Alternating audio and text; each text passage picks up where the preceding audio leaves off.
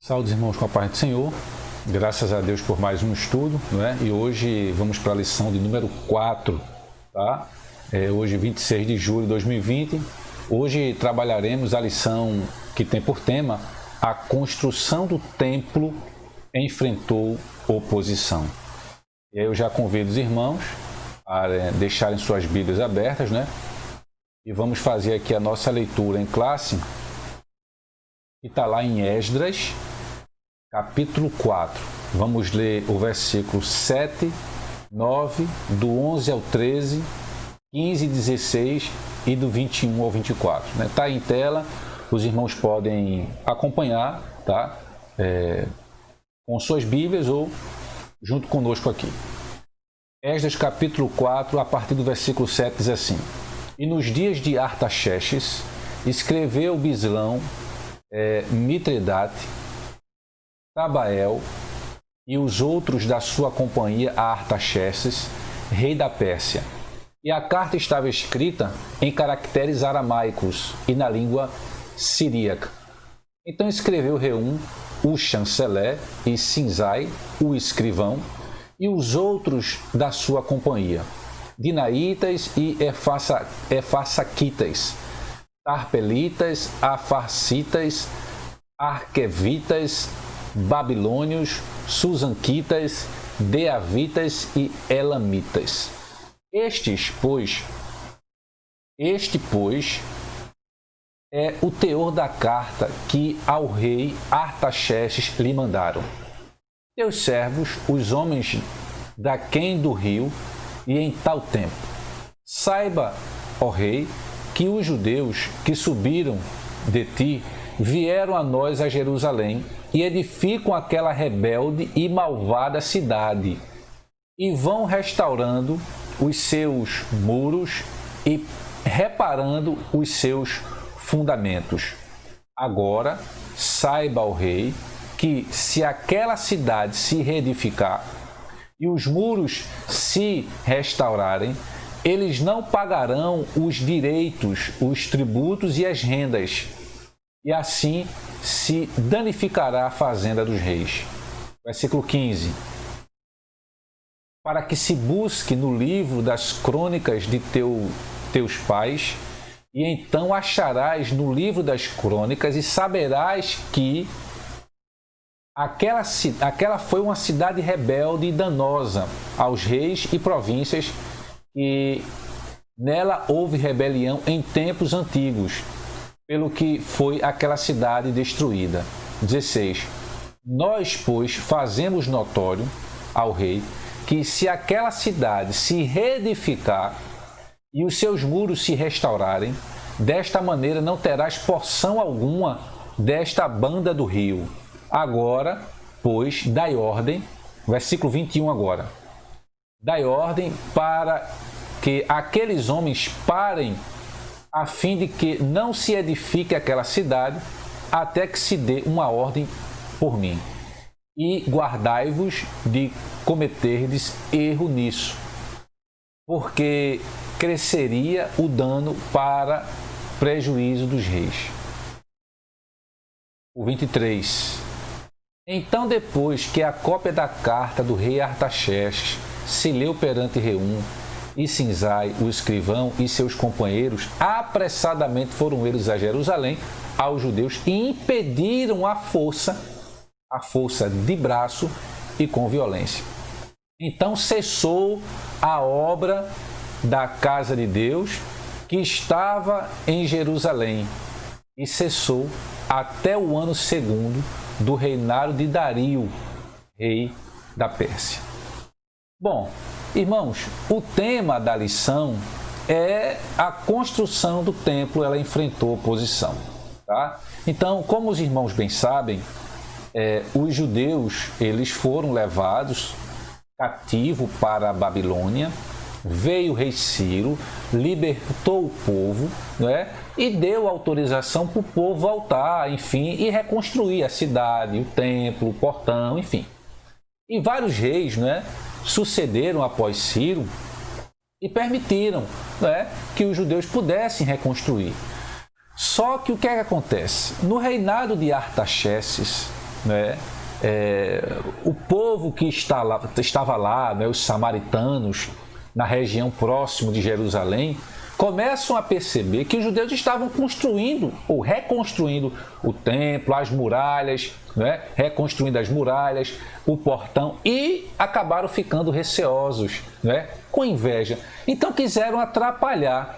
E aí escreve uma carta para o rei Artaxerxes, dizendo para ele que seria muito ruim para o rei se os judeus eles reconstruíssem os muros, os portões, né? Porque a partir de então os judeus não pagariam mais impostos e seriam uma nação rebelde.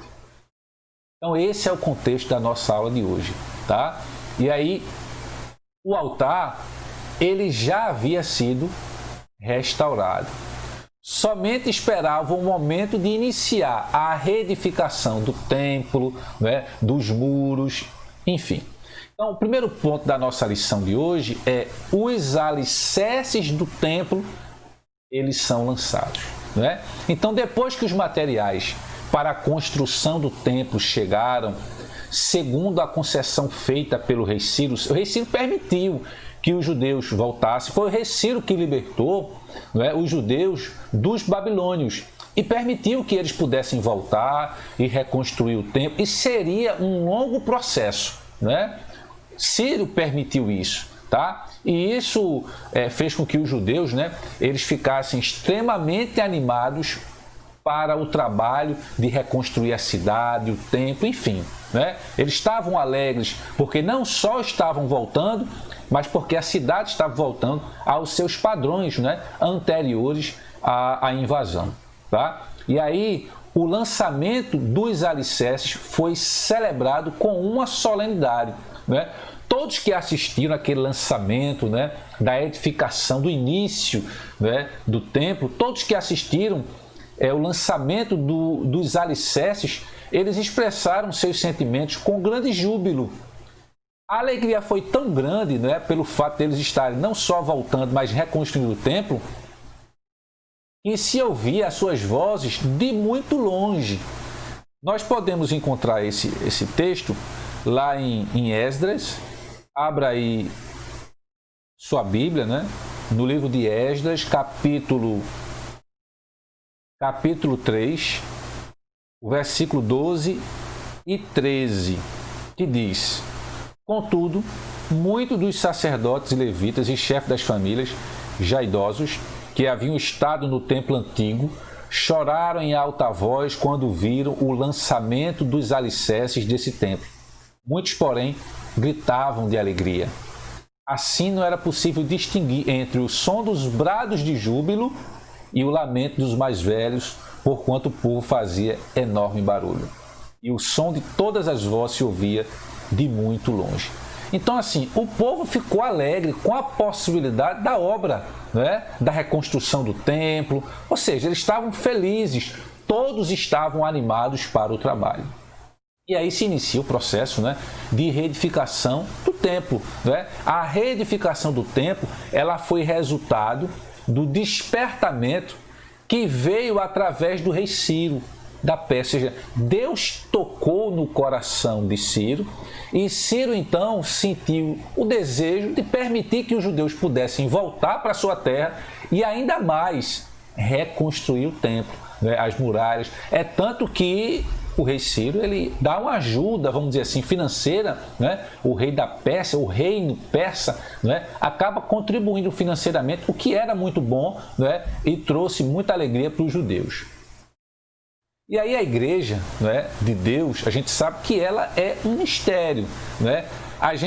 Vamos verificar esse texto aí, lá em Efésios, capítulo 5, o versículo 32, que diz: Este é um mistério grandioso. Refiro-me, contudo, à união entre Cristo e sua igreja. Então a igreja de Deus ela é um mistério que não pode ser compreendido pelo homem natural, tá? Então vamos analisar aqui rapidamente alguns pontos. Então, primeiro, o Espírito Santo ele quer mostrar, salientar que Jesus em pessoa quer edificar a sua igreja. Assim como o rei Ciro no passado, né, partiu dele, partiu de Deus, obviamente, mas Deus tocou no coração de Ciro, houve um despertamento e Ciro permitiu que o templo ele fosse reedificado. Hoje, Jesus, em pessoa, quer edificar a sua igreja. Livro de Mateus, capítulo 16, o versículo 18.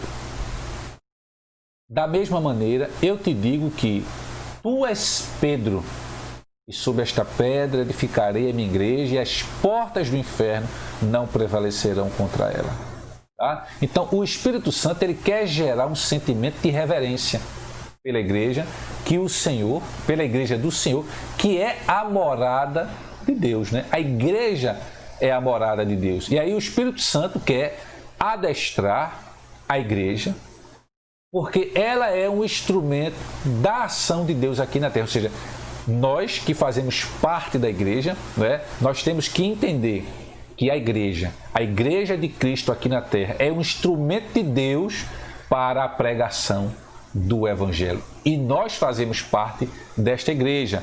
Efésios capítulo 3, o verso 10. Efésios 3, 10, que diz: a intenção dessa graça era que agora, mediante a igreja, a multiforme sabedoria de Deus se tornasse conhecida dos principados e autoridades das regiões celestiais, ou seja, mediante a igreja. Então, o Espírito Santo ele quer mostrar, destacar a igreja, porque a igreja é um instrumento da ação de Deus aqui na terra. Bom, o ponto 2 da lição já começa a ter os problemas. Os judeus voltaram, começaram a reedificar o templo, os alicerces, né? Só a base. Começaram a construir ali as bases do templo, os alicerces, e isso já gerou grande alegria no povo, que passou 70 anos, né, em cativeiro na Babilônia. Porém, quando, né, o povo de Deus ele se levanta para fazer a obra, vem a oposição, vem os obstáculos, tá? E o ponto 2 fala exatamente disso. Os samaritanos opõem-se à construção do templo. Então, entre os moradores da terra estavam os samaritanos ali ao redor, né, da Palestina. Quando Nabucodonosor levou o reino de Judá, né, Judá ficava no sul e o reino de Israel no norte, né, com capital em Samaria. Então, quando os babilônicos levaram o reino do sul de Judá para a Babilônia, os samaritanos então passaram a morar na terra dos judeus, tá?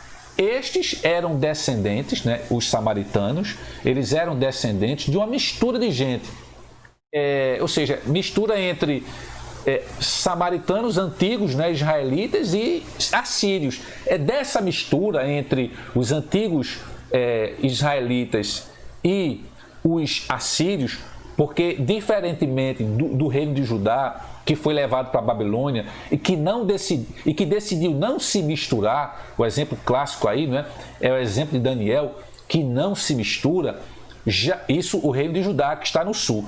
No norte, tá? O reino de Israel, o reino de Samaria, ele foi dominado, tempos antes, pela Síria e se misturaram, diferente de Judá. E aí estes, né, os samaritanos, eles eram descendentes de uma mistura de gente que o rei da Síria tinha deslocado para as cidades da Samaria. E aí quem eram estes? Né? Eles eram, os samaritanos eram pagãos, que haviam sido ensinados acerca de Deus, né, do Deus de Israel, tá? Os samaritanos, eles continuavam a servir os seus deuses, porém, eles também temiam o Senhor dos Exércitos. Eles também temiam o Deus de Abraão, tá? E aí são esses samaritanos que tentam frustrar a construção do templo, tá? E aí a maldade dos samaritanos levou-os a enviar uma carta, aquela carta no início do texto que nós vimos, né? Os samaritanos enviando uma carta para o rei Artaxerxes, quando percebem que os judeus estão construindo os alicerces do templo. Então os samaritanos, eles enviaram uma carta ao rei da Pérsia, Artaxerxes, né? Contendo ali na carta acusações mentirosas contra os judeus, né? A gente viu isso aqui, Esdras capítulo 4, o 12 e o 13. Informamos ao rei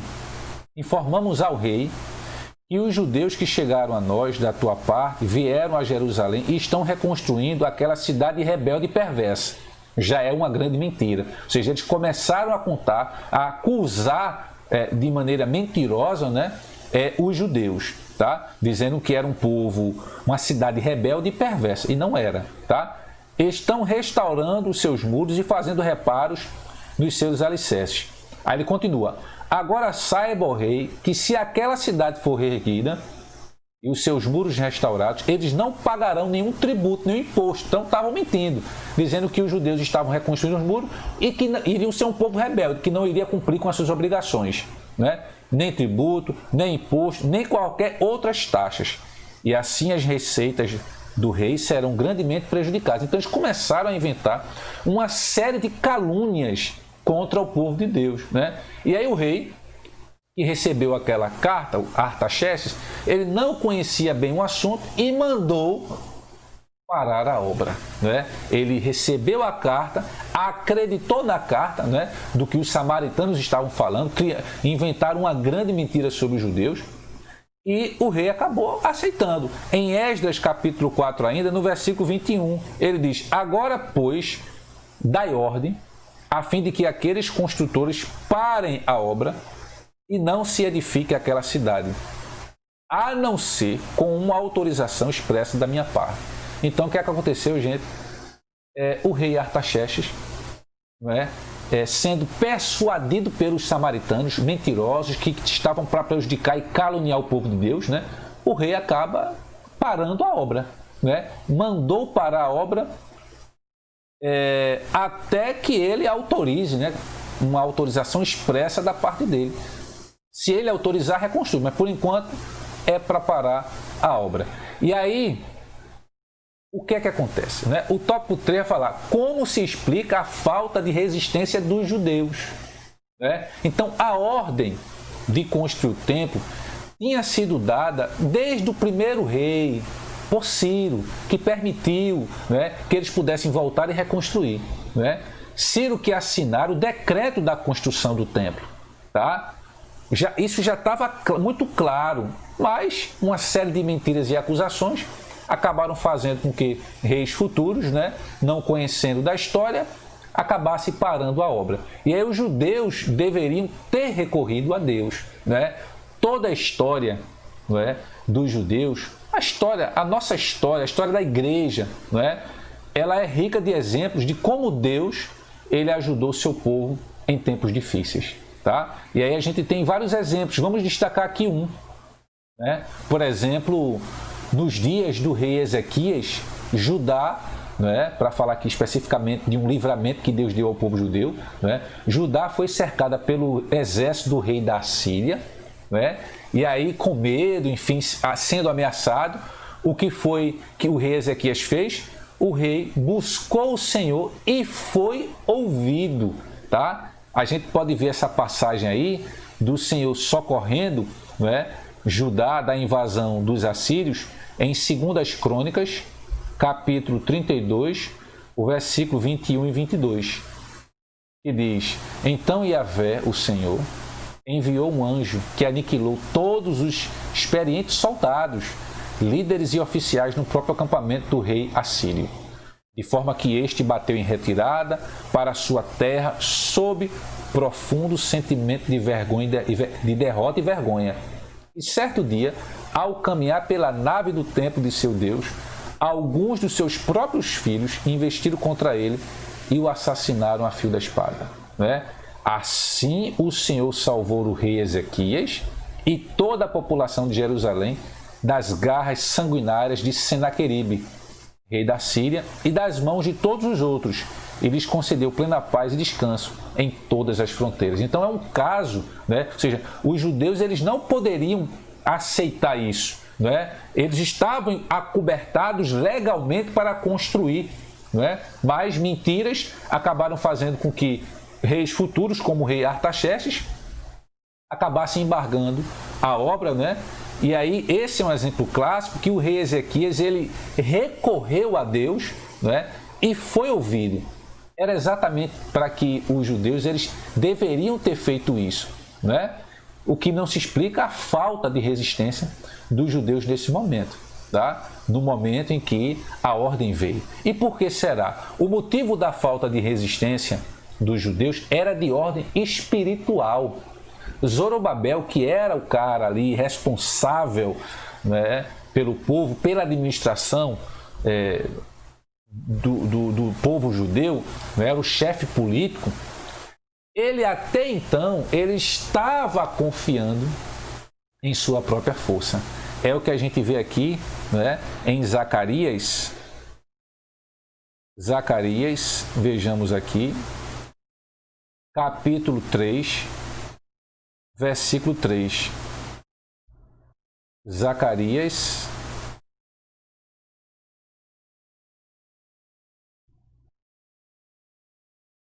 cadê? Perdão, gente. Zacarias capítulo 4, o verso 6. 4, 6. Exato, para mostrar que Zorobabel estava confiante, né, na sua própria força, quando na verdade ele deveria confiar em Deus.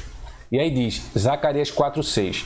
Então ele me explicou, esta é a palavra do Senhor a ser entregue a Zorobabel, não por força, nem mediante a violência, mas pelo poder do meu Espírito, afirma o Senhor dos Exércitos. Então isso mostra que Zorobabel, chefe político do povo judeu, até então ele tinha confiado em suas forças e não para reconstruir o templo, e não estava confiando em Deus. Então isso foi um ponto importante que fez com que o povo judeu, né, ele ficasse apático, né, aceitasse aquela condição de ter que parar a construção, né, do templo. Primeiro porque Zorobabel acreditava que poderia construir com suas próprias forças, e está claro que ele não conseguiria, tá? E segundo porque Josué, o sumo sacerdote e líder espiritual e religioso do povo,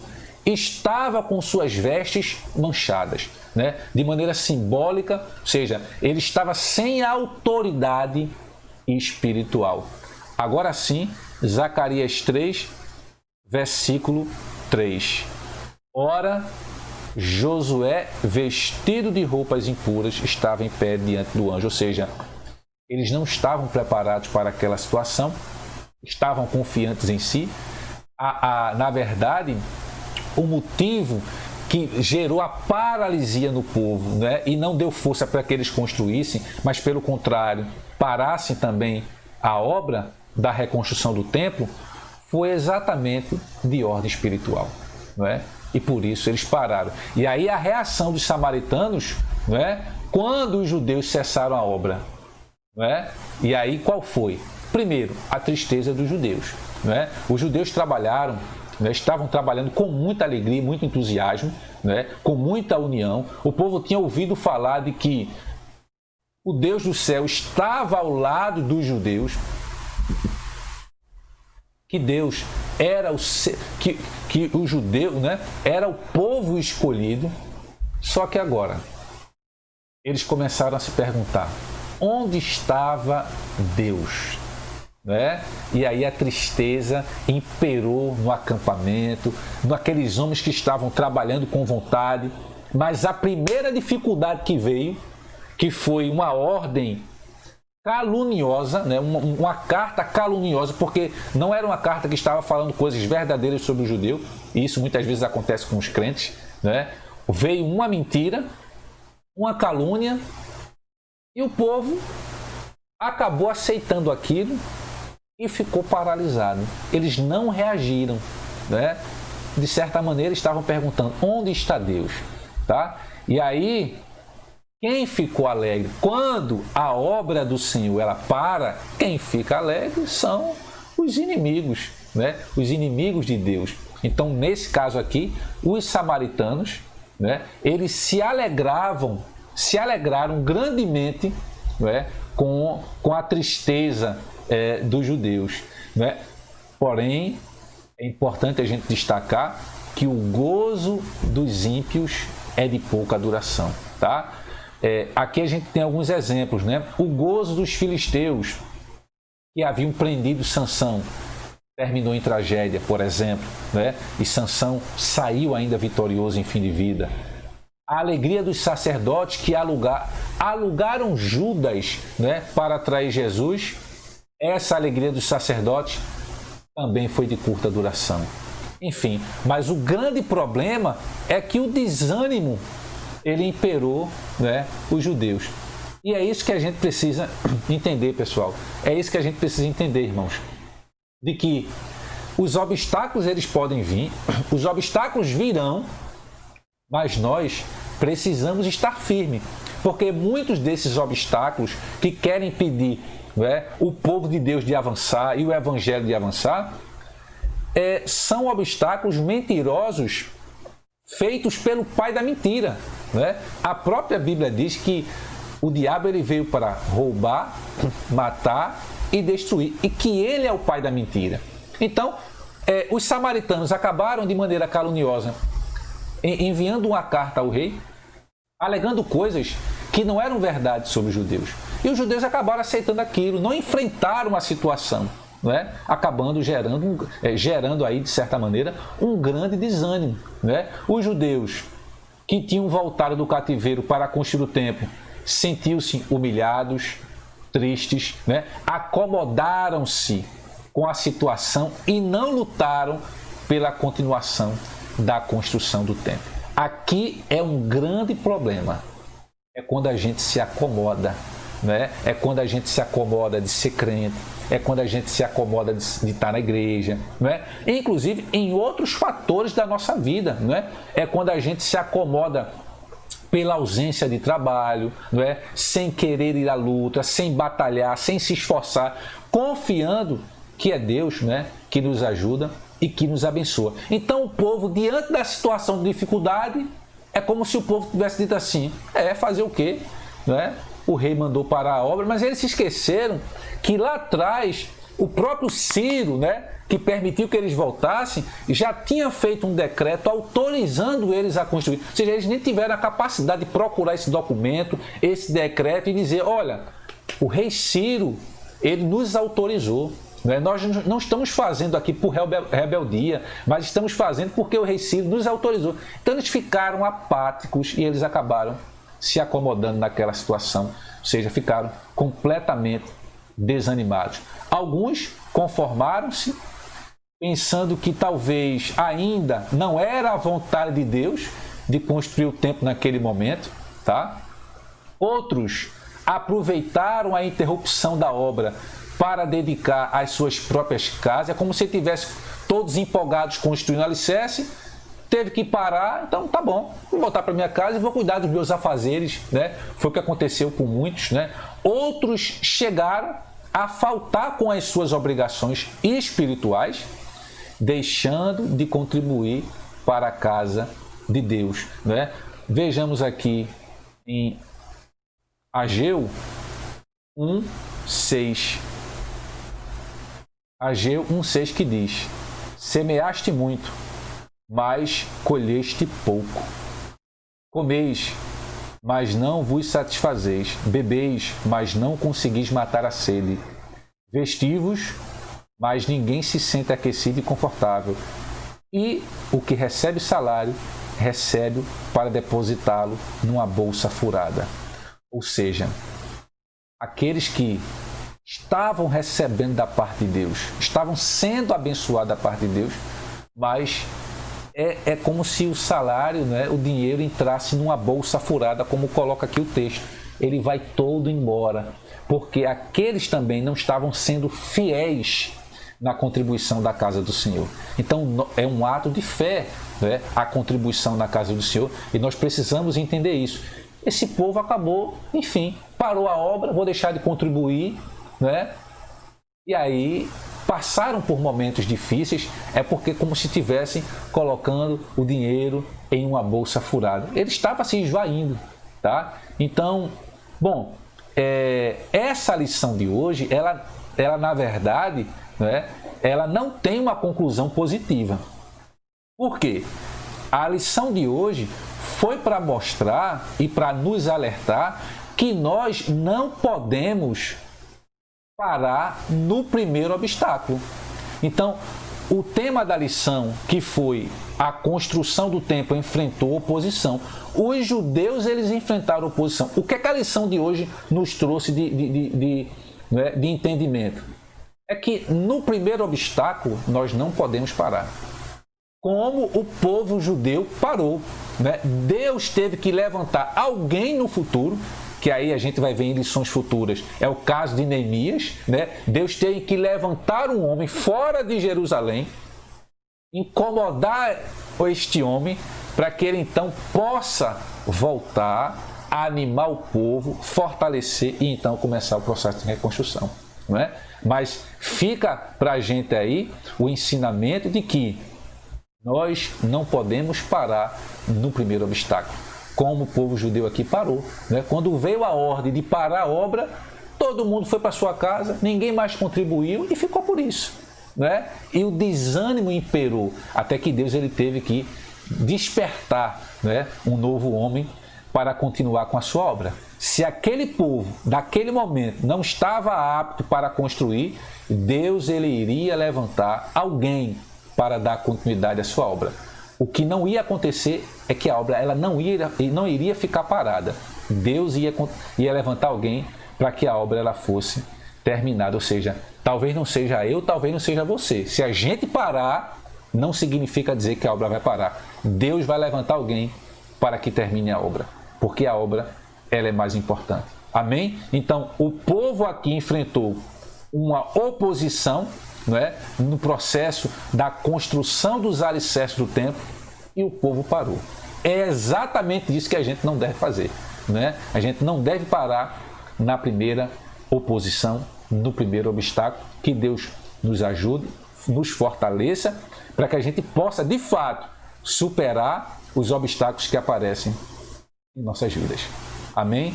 Que Deus, então, nos abençoe. Continue nos dando sabedoria para que nós possamos enfrentar esses tempos de hoje, tempos difíceis. Amém? Vamos orar, né, agradecendo a Deus por mais uma escola dominical. Deus eterno e maravilhoso, te agradecemos, ó Pai, por mais uma oportunidade que o Senhor nos concede de estarmos estudando e aprendendo a Tua palavra. Que possamos aprender com este povo, né? Aprender que não devemos parar no primeiro momento de dificuldade, no primeiro obstáculo, mas que o Senhor nos dê força para que possamos seguir fazendo a Tua obra e construindo os alicerces que o Senhor nos outorgou, nos determinou para que nós venhamos a fazer, que é exatamente a construção do Teu Evangelho, a construção, a pregação da Tua obra. Mostrar a este mundo que Jesus Cristo é o Salvador de nossas almas. Nos abençoa, abençoa a Igreja Batista Nacional e Coqueiral. É esta oração que fazemos em nome de Jesus. Amém. Que Deus nos abençoe. Até a próxima semana, se Deus quiser.